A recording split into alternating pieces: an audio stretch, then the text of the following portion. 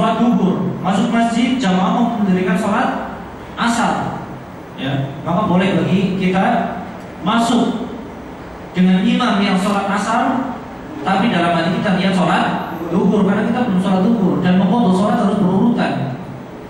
Ya, di sini ada perbedaannya antara imam dan makmum. Imam sholat duhur dan kita niat sholat, imam sholat asar dan kita sholat duhur. Setelah salam dari sholat duhur kita bangkit lagi sholat sendirian untuk sholat asar. Ya, ini yang membedakan antara ibadah satu dengan ibadah yang lain. Begitu juga puasa.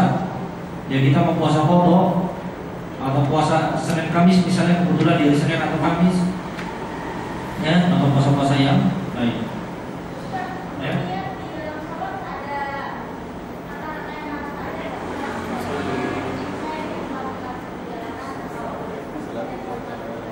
Dan ini berikutnya, wala yatiqu niyata bilisani, dan tidak mengucapkan niat tersebut bilisani dengan lisannya. Cukup yang ada di hatinya, yang niat karena amalan hati. Dia masuk ke shaf, pasti ada sholat yang diinginkan dalam hatinya, itu sudah niat. Ya, nggak mungkin dia masuk ke shaf, di situ mau ngapain? Mau tidur, kan nggak mungkin, pasti mau sholat. Dan pasti di dalam hati ada sholat yang dia inginkan. Ya, dan inilah sudah niat. Makanya tidak ada pekerjaan yang tanpa niat. Ya, Ustaz. Iya. Apa? Maksudnya mungkin yang apa dulu, apa iman dulu? Iman dulu, apa dulu? Yang apa gimana?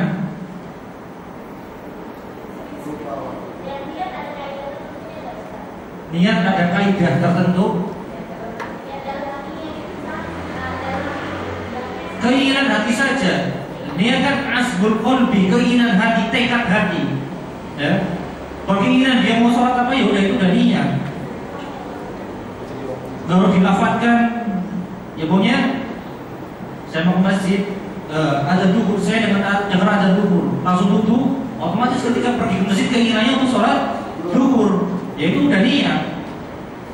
Ya, tidak perlu dipikirkan macam-macam, udah itu udah niat, dan itu udah ada niat, ya sudah dibedakan ibadahnya, ya sudah diperjelas. Ya sudah ditentukan ibadahnya dengan keinginan yang ada dalam hati tadi. Apa Ustaz? Kan ya. Ada maksudnya mungkin ada yang disebut kadang usoli fardu apa? Kalau seperti ini tentunya, ya ini berikutnya. Li'anna nutqan niyati bil lisani bid'atun. Karena mengucapkan niat bil lisan dengan lisan bid'ah. Bid'ah tidak pernah dicontohkan atau tidak pernah diajarkan oleh Rasulullah SAW. Nabi hanya bersabda, innamal a'malu binniyat, setiap amal tergantung niatnya. Ya, sudah cukup demikian. Ustaz, karena kan kalau biasa kita sholat di masjid yang umum, biasanya dia baca qul a'udzu birabbil nas dulu apa, itu kan biasanya kedengarannya Ustaz pasti pernah dengar itu juga kan. Membaca qul a'udzu birabbil nas. Iya, biasanya saudara-saudara, iya sebelum sholat dia baca dulu, ntar baru usolli, keras itu baca usolli. Iya biasanya. Ada yang begitu. Ya tentunya ini sudah disebutkan yang sepertinya adalah perbuatan bid'ah, tidak pernah dicontohkan oleh Nabi maupun para sahabatnya. Orang sakit ya. Gitu kan? Iya. Kita mau intir. Ketika berbaring, berdiri nggak bisa, maksudnya duduk juga nggak bisa. Kemudian tidurnya dengan berbaring di sebelah kanan. Jadi kalau kiblatnya sana, kepala di sebelah sana utara, dan kaki di sebelah sana. Ya, sana utara. Ya, sebelah kepala sebelah utara dan miring, ya, dan kaki sebelah selatan. Ini kalau memungkinkan miring. Kalau nggak bisa sebelah kanan, sebelah kiri. Kalau nggak bisa lagi, kepalanya sebelah sana dan kaki sebelah terlentang. Ya, kalau nggak bisa miring misalnya, kepala sebelah sana barat, ya di sana timur, dan kakinya di sebelah. Jadi kalau sudah tidak bisa, makanya Nabi fa'ala junbin, sebelah janbil aiman, janbil aisar. Yang afdal adalah janbul aiman, bagian tubuh sebelah kanan, dia sebelah kanan.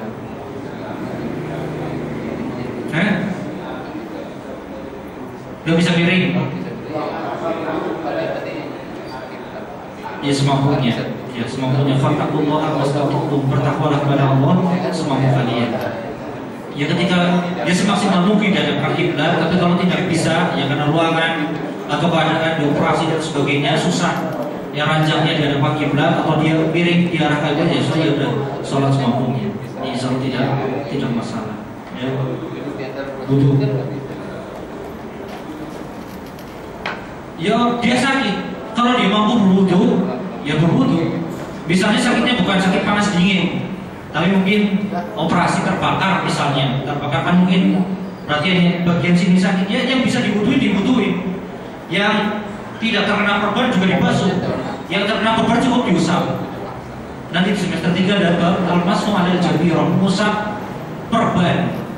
Ya. Tapi kalau sakitnya panas dingin nggak bisa dengan air, ya tayamum tentunya. Tayamum. Ya.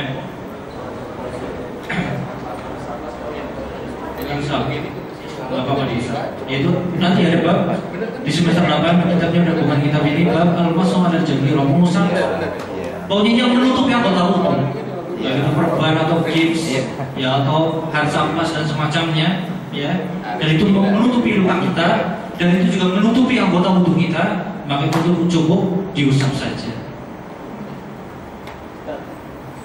Kalau di kendaraan menghadap kiblat sama berdirinya tadi gimana Ustaz untuk sholat wajib? Untuk sholat wajib, ya. Untuk sholat wajib, Nabi SAW tidak pernah sholat dengan di atas kendaraannya.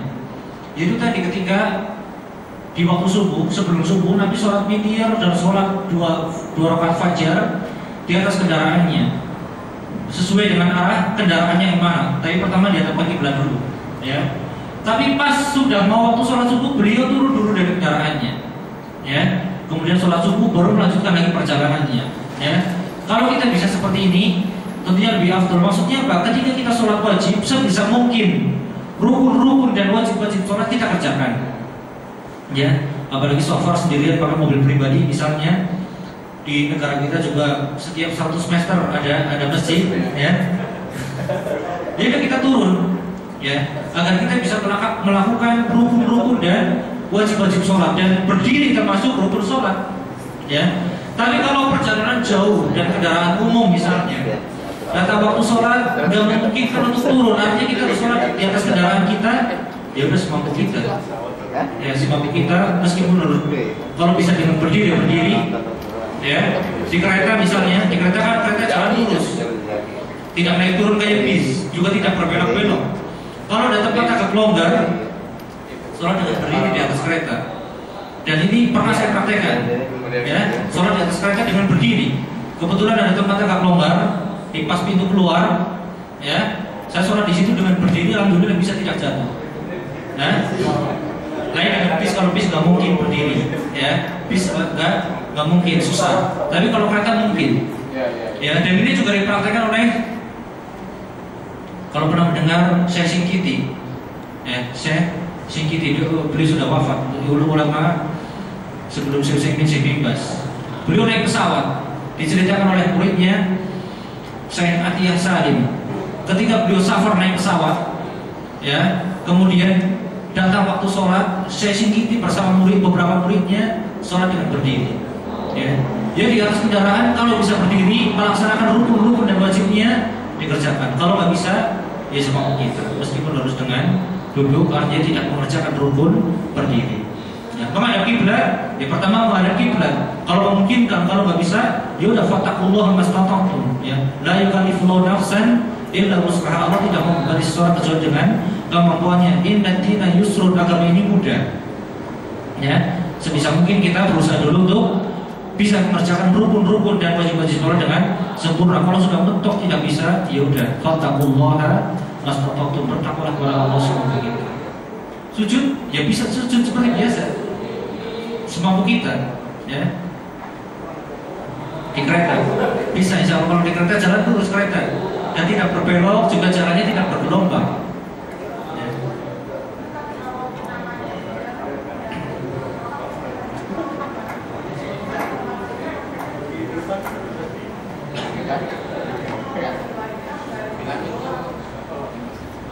pertanyaan yang terdengar. Ada mikrofon, saya kira ada mikrofon. Ada kan? Kenapa nggak pada mau pakai mikrofon?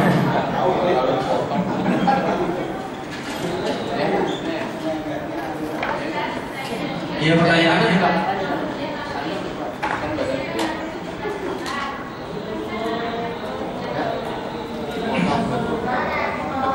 Iya.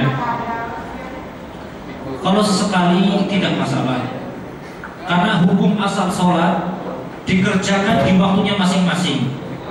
Hukum asal sholat, kecuali bagi musafir, ya, maka dijamak tidak masalah, ya. Tapi kalau kita cuma bepergian biasa, kebetulan Jakarta macet, jalan perjalanan pendek, tapi membutuhkan waktu yang lama karena macet, ini bukan safar, maka tidak ada hak menjamak, ya.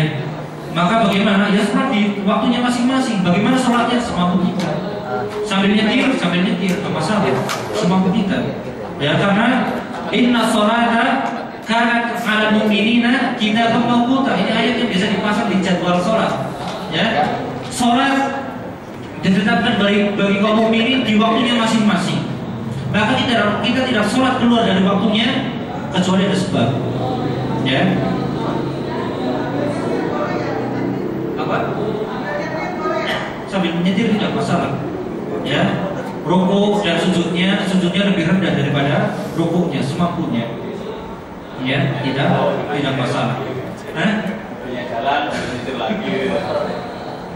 Iya, kita jalan setengah 6 misalnya, belum maghrib, jam 6 kurang seperempat maghrib, jalan macet di tengah-tengah tol, nggak bisa turun, ya, masjid juga nggak ada. Kalau kita tunda sholat, kita keluar waktu sholat sampai masuk isya, kita belum sholat maghrib, udah kita sholat maghrib di atas mobil kita, semampu kita, ya, mengikuti arah kendaraan kita.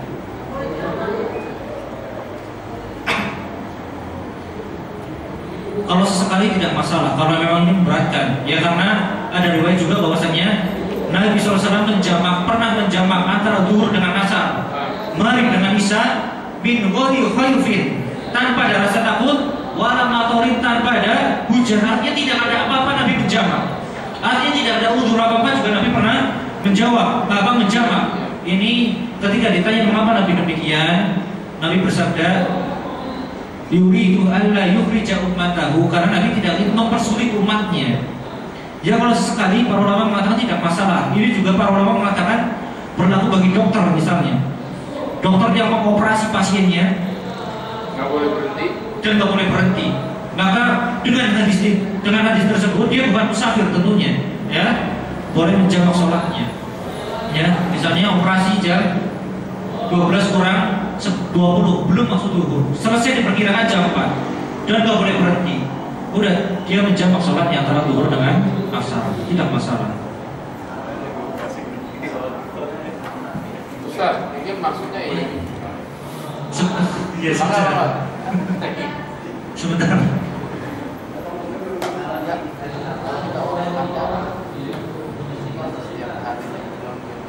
Kalau musafir memiliki dua hak jamak dan qashar. Kalau orang sakit dan dia sakitnya di rumahnya, cuma punya satu hak jamak saja tanpa qashar. Tapi kalau musafir punya dua hak jamak dan hak qashar. Dengan asar, cuma dengan asar tidak ada riwayat, maka para ulama tidak membolehkan, ya, menjamak antara Jumat dengan asar, ya, tidak ada riwayat, karena Jumat sholat tersendiri, ya udah sholat asar di waktunya nanti. Kalau untuk wanita boleh, karena tidak ada kewajiban Jumat bagi dia. Iya.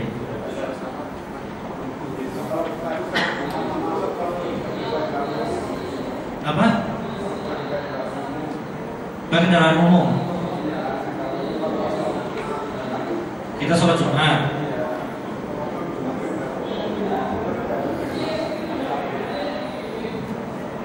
Kita safar bukan? Safar maksudnya.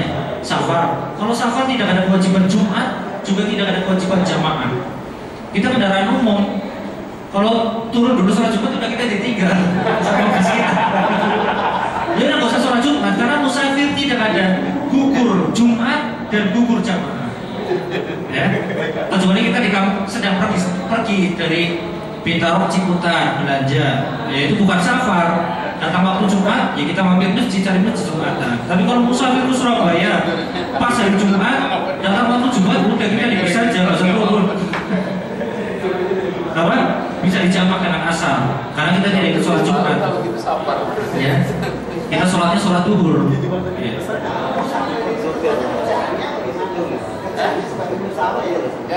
Supir misalnya, dia musafir daim, musafir yang terus menerus, dia punya hak selamanya untuk menjamak dan mengkosor. Musafir daim namanya. Musafir daim dari kata daiman, terus menerus. Dawam. Boleh ya Ustaz? Boleh menjamak terus menerus kalau pekerjaannya supir. Masinis kereta api. Masinis, supir bis antar provinsi misalnya. Dia punya hak untuk mengkosor dan menjamak selamanya. Selama dalam perjalanan, ya tentunya kalau udah pulang kampung ketemu istrinya, ketemu anaknya, ya udah enggak hilang haknya. Selalu musafir, selalu musafir, selalu safar.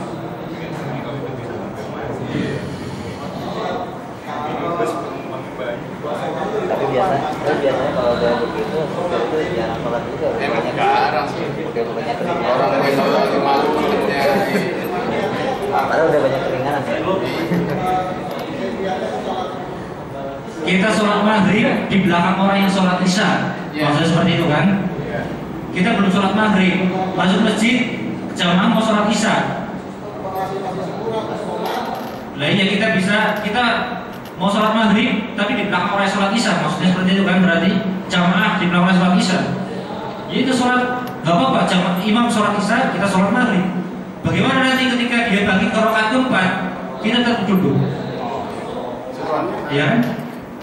Betul. Di rakaat ketiga, imamnya kan bagi ke rakaat keempat. Kita udah ke rakaat ketiga, yaudah kita tetap duduk. Boleh kita salam sendiri, boleh menunggu imam duduk, salam bersama imam. Ya, boleh seperti itu, nunggu imam, kita berarti berdoa terus sampai nunggu imam duduk setahun akhir. Kemudian salam bersama imam. Atau kita baca tawassul sendiri, salawat sendiri, kemudian salam sendiri. Kemudian mengejar salat isya bersama imam. Boleh menunggu atau boleh salam sendiri. Ustaz, jadi selesai itu boleh masuk lagi bang? Boleh masuk lagi. Kalau belum selesai misalnya, iya, kita salam, imam masih berdiri misalnya di rakaat keempat, udah kita langsung makmum lagi. Masih kebagian ruku di rakaat keempat. Iya. Ya, berarti sholat isya maghribnya berjamaah, isyanya juga berjamaah. Ambil itu terus, ambil itu terus. Waktunya habis. Ambil itu terus. Ya, itu udah terjawab. Itu kalau begitu nyampe ujiannya di mana? Ikut langsung. Dan apa materinya masuk ujiannya ya? Sedikit doang, bingung bikin soalnya ini. Soalnya itu di awal. Soalnya sampai terakhir tadi, sampai halaman 13 poin ketiga ya. Soalnya tentunya bahasa Indonesia. Tapi kalau mau dijawab pakai bahasa Arab lebih afdol. Tapi kalau pakai bahasa Indonesia tidak masalah. Soalnya nanti diantaranya tarjim hadhil kalimat, terjemahkan kalimat-kalimat ini. Ya. Misalnya apa? Ya cuman atau yarwi atau lisan, kalimatnya terjemahkan. Kemudian ya sebutkan, tulis sifat wudu Nabi, tulis doa setelah wudu, tulis ya seperti itu. Pokoknya semua pertanyaan jawaban ada di buku. Kalau dibaca insya Allah bisa. Tauhid juga sama demikian. Ya, terjemahkan kalimat-kalimat di bawah ini. Kemudian apa arti ibadah? Nah, ibadah adalah sebagaimana semuanya dari kitab, insya Allah jawabannya. Tidak keluar dari kitab. Ini jadwal UTS-nya, silakan dibagi.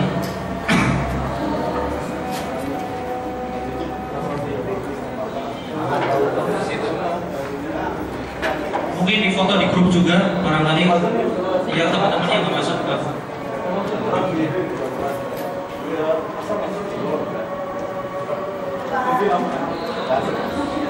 Jadi kesalahan biasa. Jadi kamu bareng. Lebih gitu.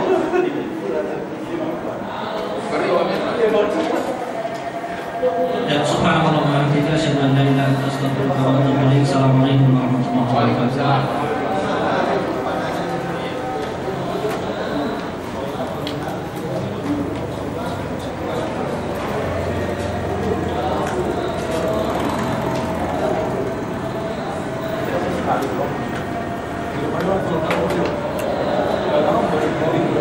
Kalau